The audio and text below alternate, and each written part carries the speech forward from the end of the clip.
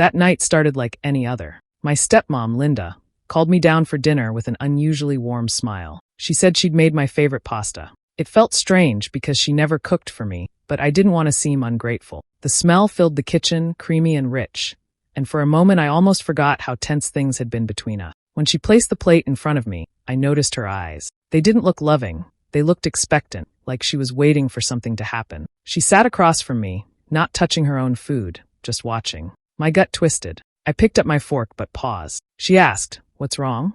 "Eat, sweetheart." I forced a smile and said I was just letting it cool. As I moved my fork, I caught a faint white powder clinging to the edge of the sauce. My heart skipped. Maybe it was just cheese, I told myself, but my instincts screamed otherwise. I looked up at her again. She quickly glanced away and picked up her water. Something wasn't right. I stayed calm, pretending not to notice. My dad was away on a work trip, so it was just the two of us. I remembered overhearing her phone call the night before, her whispering something like, "It'll all be over soon." I didn't understand it then, but now every piece started to connect. I asked her about her day, trying to act normal. She relaxed a bit and finally stood up to grab some napkins. My hands were shaking, but I did it fast. I swapped our plates. When she came back, she didn't notice. I smiled, thanked her again, and pushed my plate slightly toward her. "Go ahead," she said, taking a bite from the plate she thought was mine. The room went quiet except for the sound of her chewing. I just watched. My heart was pounding so hard I could barely breathe. A few minutes later, her expression changed. She blinked fast, pressing her fingers to her temples.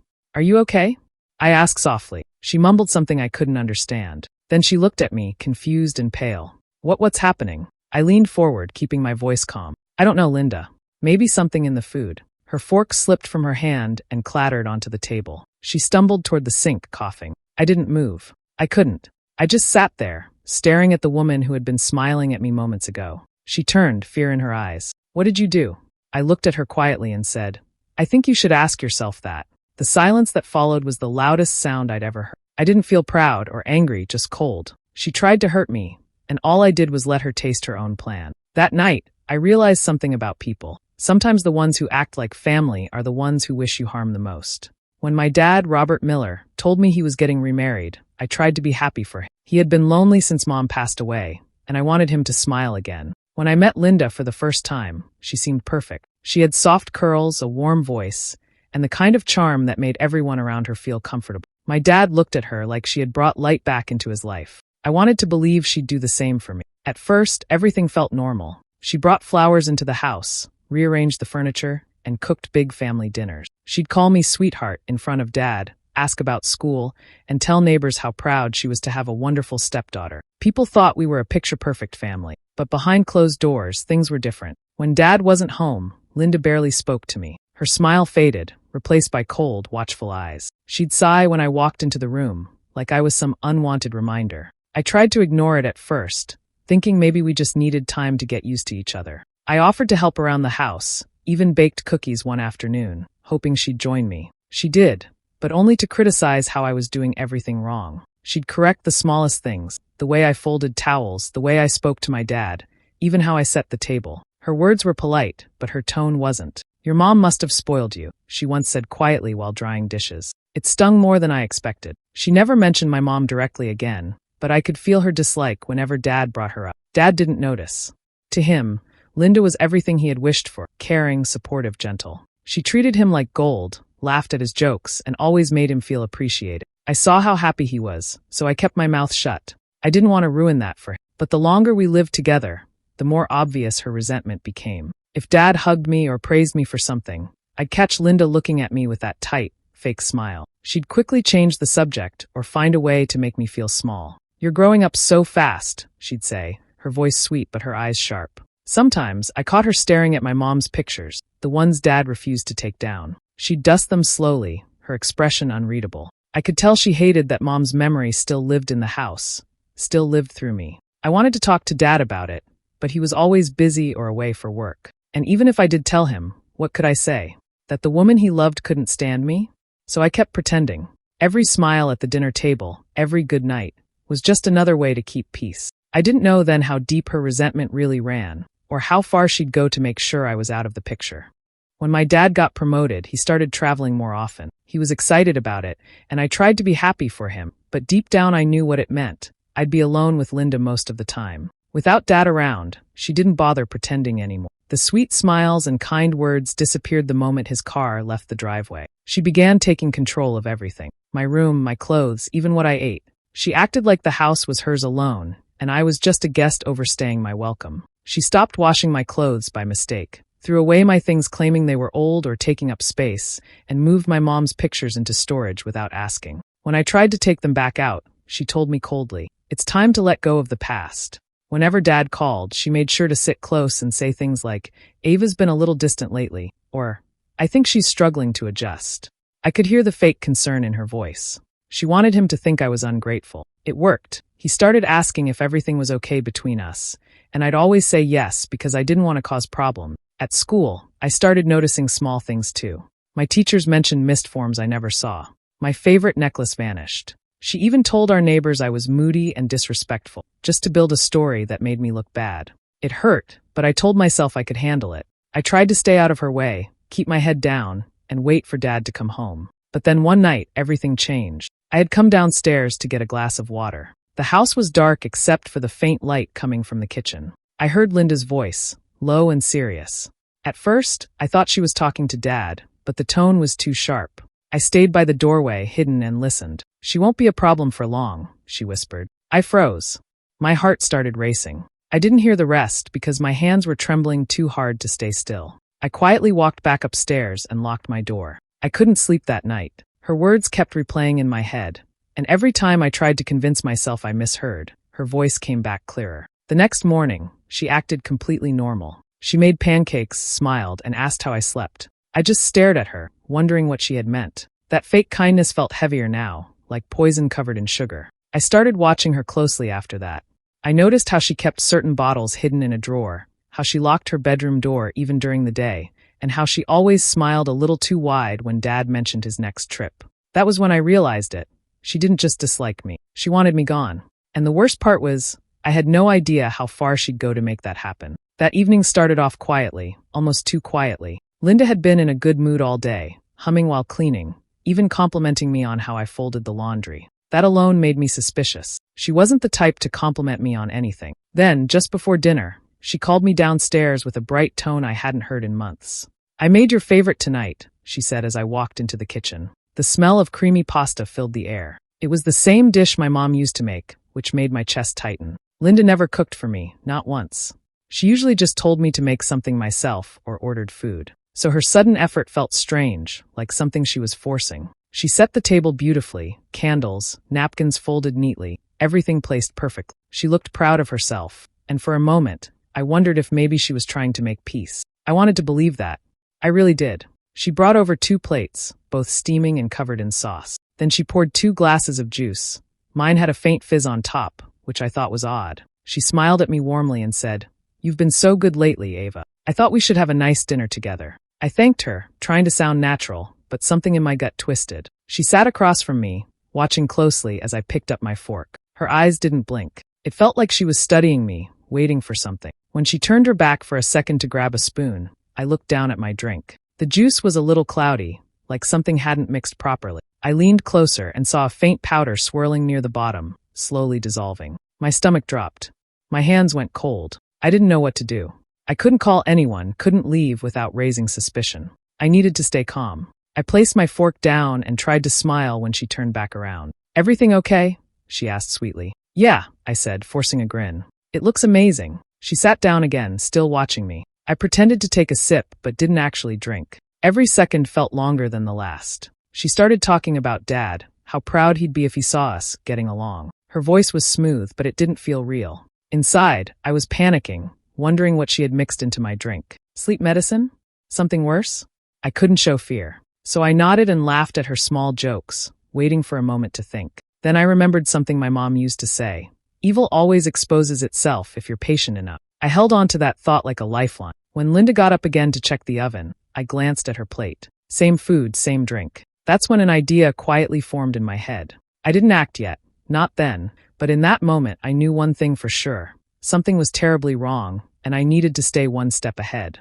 Linda came back to the table with a wide smile, holding both plates in her hand. She set one in front of me and one in front of herself. "You deserve something special tonight," she said softly, like she really meant it. Her tone was gentle, but I could feel the tension hiding underneath. I forced a small smile and nodded, pretending not to notice how closely she watched my every move. I picked up my fork, but my palms were sweaty. My heartbeat was so loud I could barely hear her talking. She asked how school was, but I couldn't focus.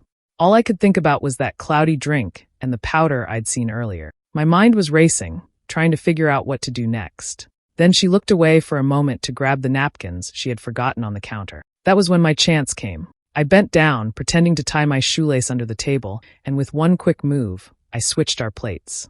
My fingers trembled, but I did it smoothly enough that nothing clattered or spilled. When I sat back up, she turned around with a smile, completely unaware. I took a deep breath and tried to act normal. "It smells great," I said, twirling some pasta around my fork. She smiled wider, watching me as she picked up her own fork. The silence between us stretched long and strained. "Go on," she said, her voice calm but firm. "Take a bite."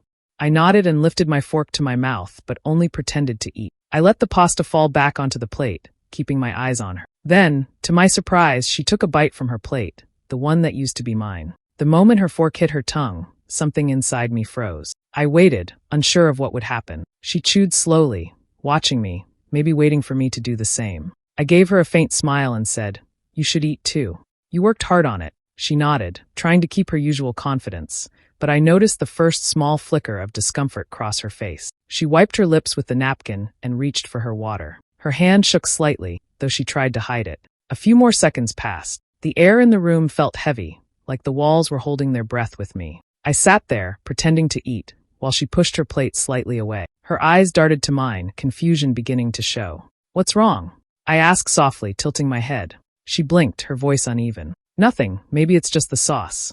A little too salty." But I could see the color draining from her face. The confidence, the fake warmth, it all slipped away. I leaned back in my chair, keeping my expression calm. Inside, my heart was pounding harder than ever. She had no idea what had just happened. I didn't know what would come next, but for the first time in months, I wasn't the one afraid. She was.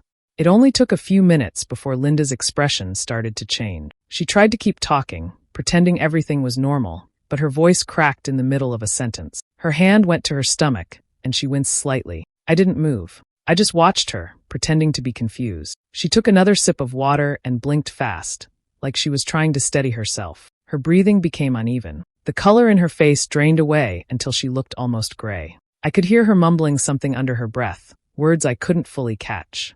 The room went quiet except for the faint clinking of her glass on the table. "What's wrong?"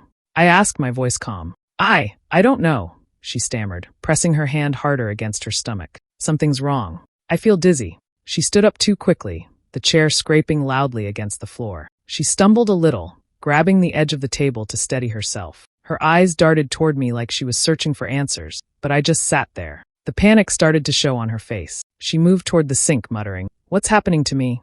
over and over. Her breathing got heavier, her hands shaking as she tried to hold herself up. I could see the sweat forming on her forehead. I didn't rush to help her. I didn't even flinch.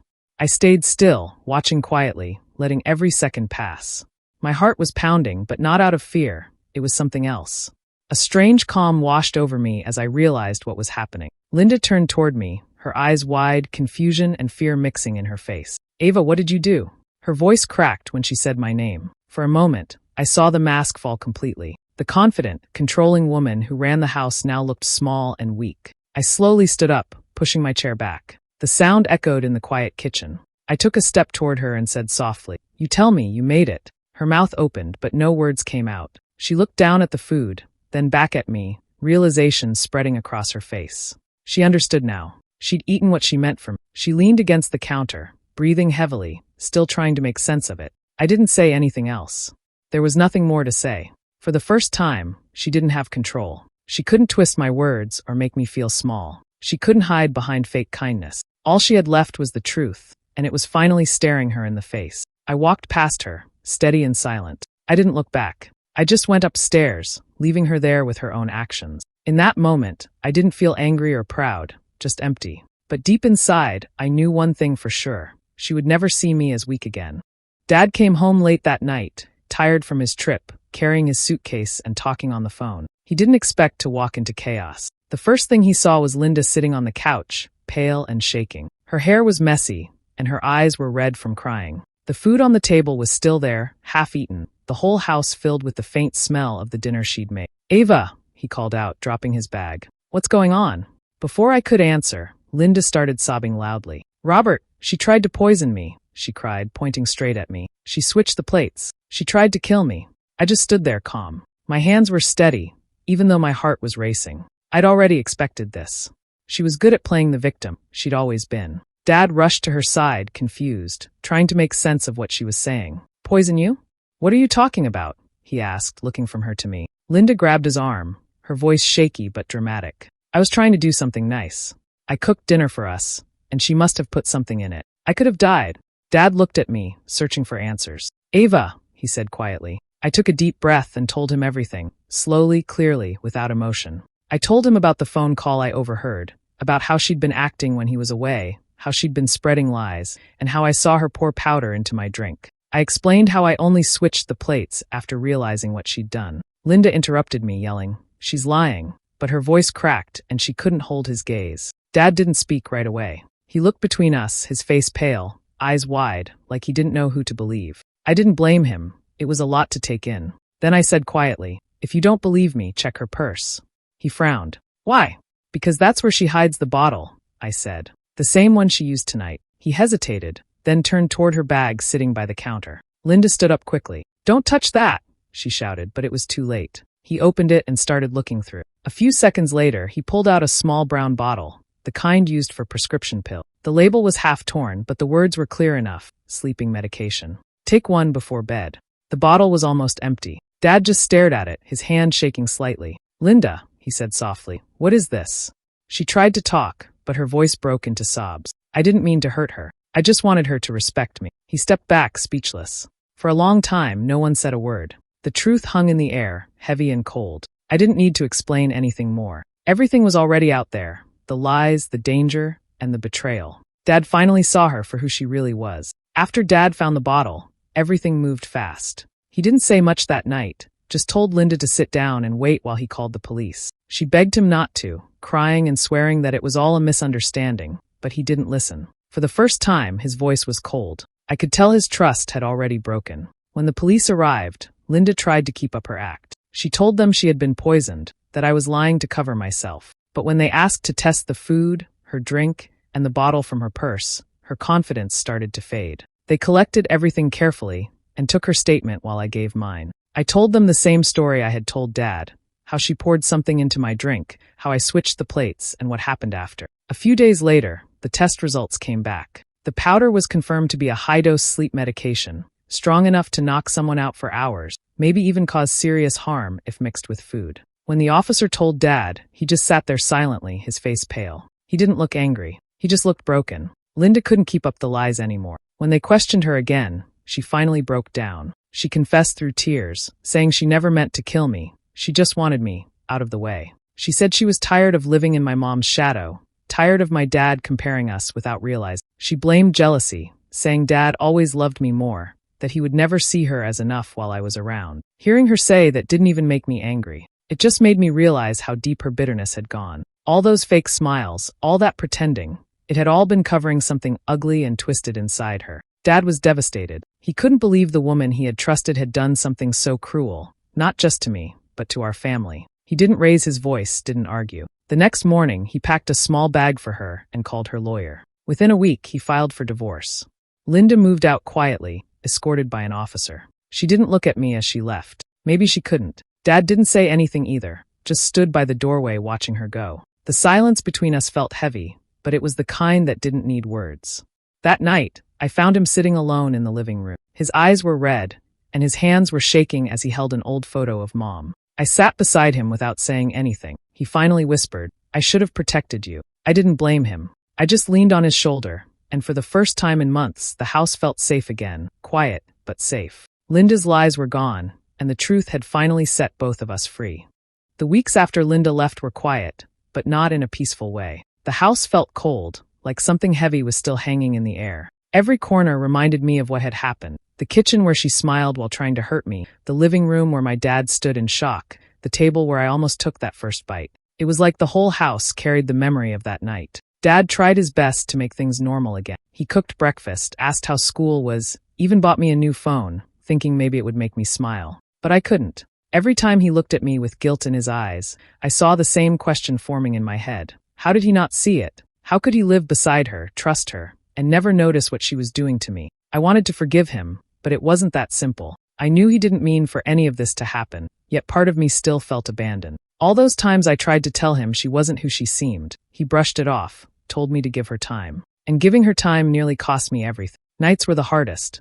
I'd lie awake, staring at the ceiling, replaying that dinner over and over again. What if I hadn't noticed the powder? What if I'd taken that first bite without thinking? The thought made my chest tighten. I kept hearing her voice whispering, "You deserve something special tonight," and it would send chills through me. Dad noticed I wasn't sleeping well. Sometimes, he'd knock softly on my door just to check on me. I'd pretend I was fine because I didn't want him to feel worse than he already did. But deep down, I knew things between us had changed. There was love, yes, but the trust we once had wasn't the same anymore. The house itself felt different too.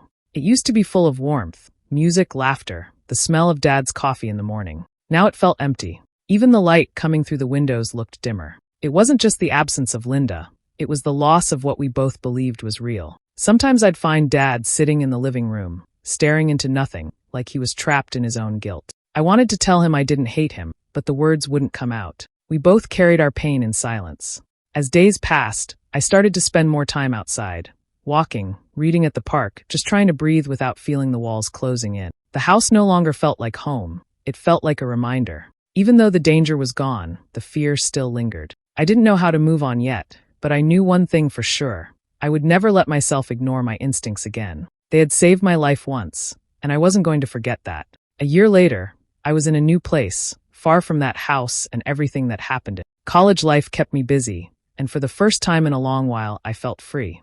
I had my own room, my own choices, and no one watching me with hidden hate behind a fake smile. Still, some nights, when things got quiet, the memories returned like faint echoes. The sound of a plate being set down or the smell of creamy pasta could pull me right back to that dinner table. I often thought about Linda, wondering if she ever thought about me too. I didn't hate her anymore. Hate takes energy, and I was tired of carrying that weight. I had already lived through her lies, her jealousy, and her cruelty. That was enough punishment for her. I knew she lost everything that gave her comfort, my father's trust, her home, her reputation. Life had a way of serving justice without me lifting another finger. One night, while finishing some homework, I opened my journal and started to write. The words came easily. Evil doesn't always come with claws.